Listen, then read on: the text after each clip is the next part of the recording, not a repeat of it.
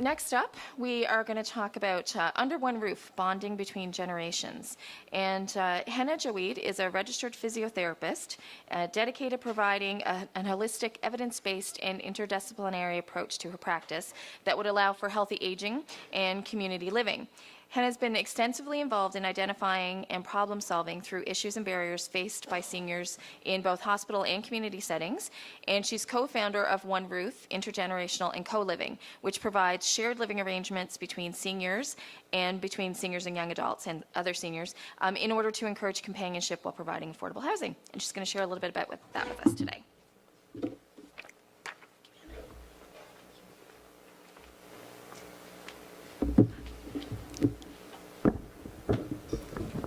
Good morning, everyone. First of all, I would like to thank St. Margaret's Bay and as well as all of you for coming out and being part of this very important discussion around alternative living arrangements and affordable housing. My name is Hina Jawed, and I am a registered physiotherapist with the Nova Scotia College of Physiotherapists. I graduated from the University of Toronto and had been practicing at Trillium Health Partners in Mississauga, Ontario. I was also extensively involved in research with Toronto Rehab, looking at the use of advanced technology in the assessment of balance, mobility, and falls in senior patients with stroke, as well as brain injury. After practicing for a few years in Toronto, I got married to a wonderful man who's from Halifax, Nova Scotia, so I decided to move here. Currently, I'm part of the Nova Scotia Health Authority team in their complex medicine unit, which specializes in geriatric health, aging in place, and to promote overall good quality of life for older adults in their homes and in the community. So before I talk about our solution, One Roof, I do want to give you all a little bit of context around what inspired us to do this. Because we're all talking about affordable housing, co-living arrangements here, I want you all to understand the context from which this is coming from. Working as a healthcare professional with older adults, I had the opportunity to identify and learn about barriers and challenges they face in their homes and in the community very closely. A lot of my older patients would open up, being their physiotherapist and having that close relationship with them, they would open up about their issues with me. And it gave me an opportunity to identify the gaps that exist in our current home care and community resources that allow them to be safe in their own homes. Being a physiotherapist, one of the roles that we play in the hospital is of discharge planning. So when we're planning a discharge home for a patient, we're not just looking at their mobility or their ability to perform their daily function, but we're also looking at their social support system. As I worked more and more with older patients, I began to realize that a lot of them lacked a strong social support system, which would mean prolonged hospitalization for them, which not only worsened their mobility and their cognition, but a lot of them were never able to return back to their homes. And this was quite upsetting for me, and it was quite upsetting for them. Although from Lori's talk, I do understand that not everybody wants to return home, but I know that the decision to choose an alternative facility like a retirement home or go to a long-term care facility was extremely upsetting for a lot of my patients and for their families. A strong social support system and social integration into the community is essential to allow healthy aging in place. Social isolation can be due to many factors. It could be due to a major medical illness, poor mobility, lack of transportation to be able to go out and see your friends. It could be your family's not living close by and other reasons. But it can have severe negative consequences on the physical and mental well-being of older adults, resulting in increased anxiety, depression, as well as early onset of dementia. There's research that shows that a lack of a social support system can increase the risk of dementia by 60%, while a socially integrated lifestyle protects against dementia.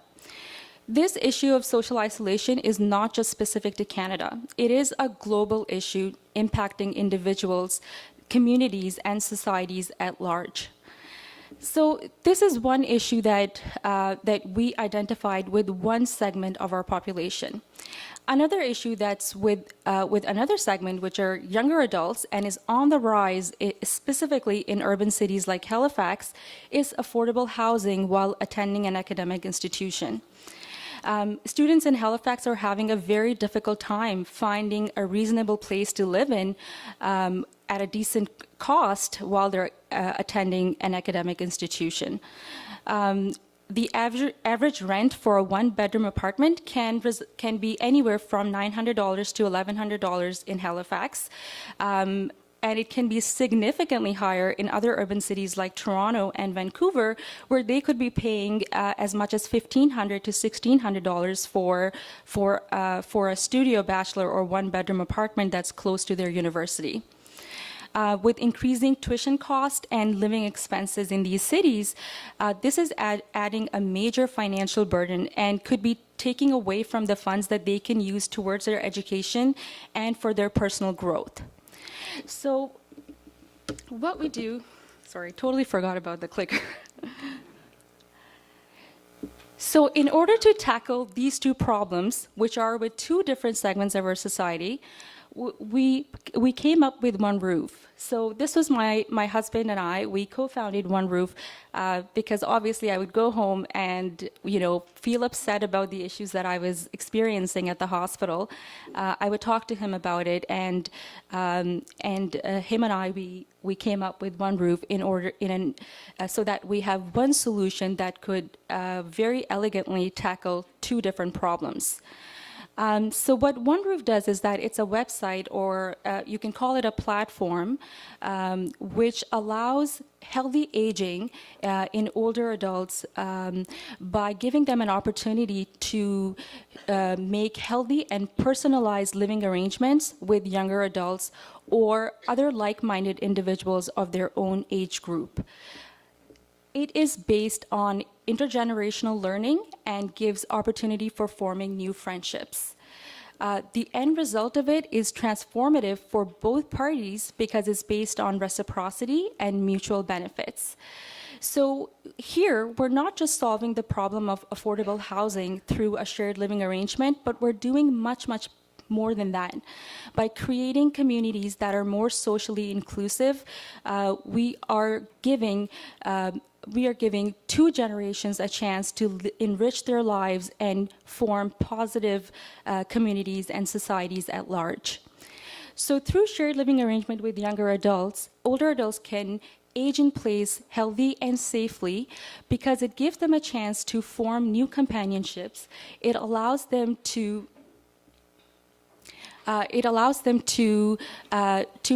engage in daily conversations, to engage in common interests and hobbies with these engaged younger adults, as well as get some assistance with their activities of daily living, such as mowing the lawn or getting a ride to a social event that they want to attend.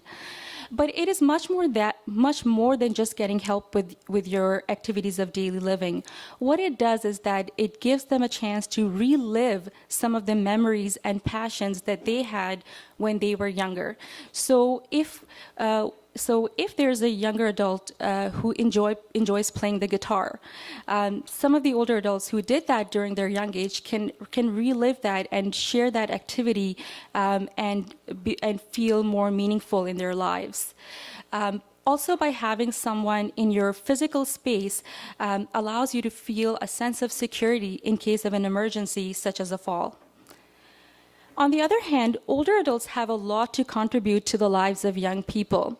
They are the backbones of our community and have acted as and continue to act as leaders, mentors, volunteers, entrepreneurs, and have successfully created big businesses or have been working professionals throughout their lives. So they have these years and wealth of knowledge and experience that they can share with younger adults to not only help them with their career, but also to help them with their personal and professional growth. They also have a wealth of connections that younger adults can use as valuable resources to excel in their career. In addition to that, this concept of intergenerational living it's not new. It's been studied all around the world in different initiatives and research projects, with a lot of them taking place in Europe. There was one TED Talk of a student who was part of a project called Humanitas in Amsterdam. And many participants like him who described their experience of living with an older adult. This gentleman said that living in a retirement facility where he got a chance to interact with older adults didn't just allow him to save money by reduced rent so he could use that money towards his education, but it allowed him to live with a sense of purpose. It gave a meaning to his life where he had sense of satisfaction that he's able to improve and make someone else's life better. He described it as when he came home, he was able to slow down. He was able to sit down with this older companion of his, share his experiences, reflect, and widen his perspective of the world. He was able to become more inclusive towards various other segments of our society. He kind of described it as bringing the outer world into the home for this person. So when he went out and attended a sports event or a concert, he came back home and shared that experience and the pictures with his older companion, and that allowed both of them to be happy and live a meaningful life. And like I said earlier, that just being able to be around other people in your home gave the older adults a sense of security, and having someone there in case they needed them during an illness or an incident like a fall. Just one more aspect of One Roof is that it also allows for co-living arrangements. So if an older adult is not comfortable sharing their space with a younger person, they can also do that with like-minded individuals of their own age group. So with similar interests, preferences, hobbies, and again, it gives them a chance to be engaged in daily activities and conversations. So the process is that I'll present our website at the end, but both the guest and the host can go to our website, and there's an application form. So you can apply as a guest or you can apply as a host. Once we receive your contact information, we give a call, and that's where we can talk in detail about your hobbies, preferences, interests, as well as the type of living arrangement that you're looking for. Once we have that information, then we can better match the guest with the host and run a thorough background check. So we'll be doing ID verification as well as a criminal record check, along with a reference check. After that, we are able to facilitate a face-to-face meeting with the guest and the host so that they can talk about the terms and conditions of the living arrangement and the time that the younger adult is able to commit to their companionship with the older person. So in conclusion, with a growing aging population, creative solutions like One Roof and many others that are presented today are needed to ensure healthy aging in place for those who are looking for that option. And this type of shared living arrangement adds a lot to everyone's life. It's based on mutual benefits, and both parties can live a more meaningful life this way. Thank you so much. So I'm going to leave everyone with this is our Facebook page and our website.